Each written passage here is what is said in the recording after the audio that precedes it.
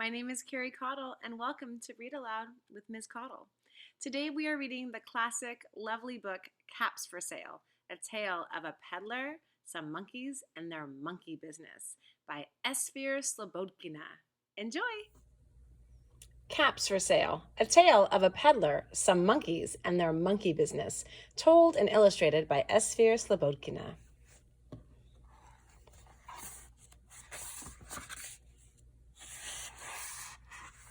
Published by William R. Scott, Incorporated.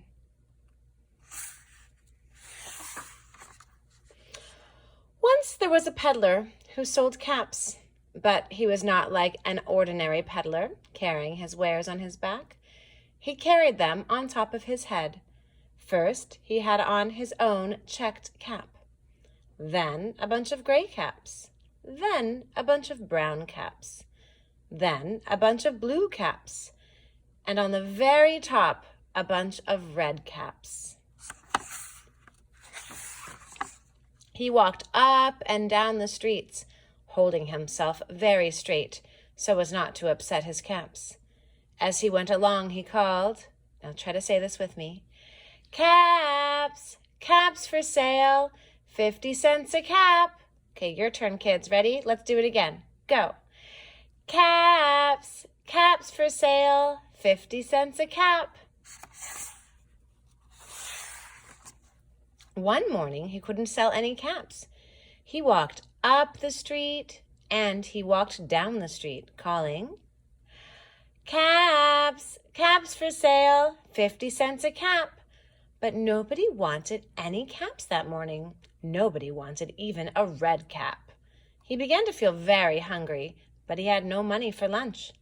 "I think I'll go for a walk in the country," said he, and he walked out of town slowly, slowly, so as not to upset his caps. He walked for a long time until he came to a great big tree. "That's a nice place for a rest," thought he, and he sat down very slowly under the tree and leaned back little by little against the tree trunk so as not to disturb the caps on his head. Then he put up his hand to feel if they were straight.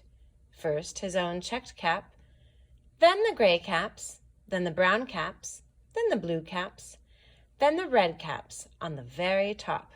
They were all there. So he went to sleep.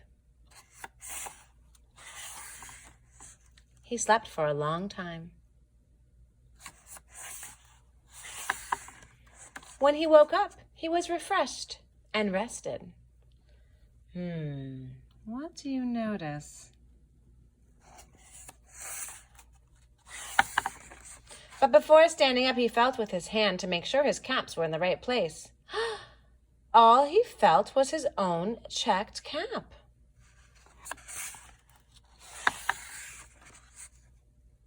He looked to the right of him, no caps. He looked to the left of him, no caps. He looked in back of him, no caps. He looked behind the tree, no caps. Then he looked up into the tree, and what do you think he saw? If you've never read this book before, say it out loud right now. What do you think he saw? All right. On every branch sat a monkey. On every monkey was a gray or a brown or a blue or a red cap. The peddler looked at the monkeys. The monkeys looked at the peddler. He didn't know what to do. Finally, he spoke to them. "You monkeys, you," he said, shaking a finger at them. "You give me back my caps." Okay, now, kids, get your finger ready because you need to be just like the monkeys. But the monkeys only shook their fingers back at him and said, "Tss, tss, tss." This made the peddler angry, so he shook both hands at them and said, "You monkeys, you give me back my caps." Okay, kids, get your 2 hands ready, 2 fists. But the monkeys only shook both their hands back at him and said, "Tss, tss, tss." Now he felt quite angry. He stamped his foot and he said, "You monkeys, you better give me back my caps." Okay, kids, get your foot ready. But the monkeys only stamped their feet back at him and said, "Tss, tss, tss."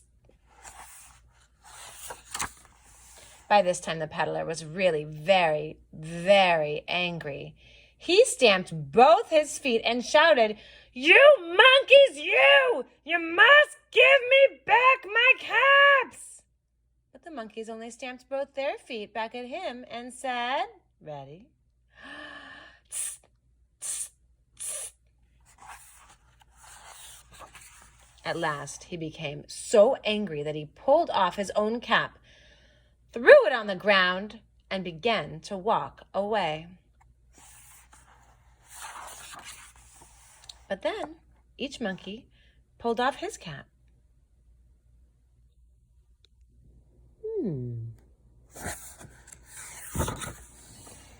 And all the gray caps and all the brown caps and all the blue caps and all the red caps came flying down out of the tree.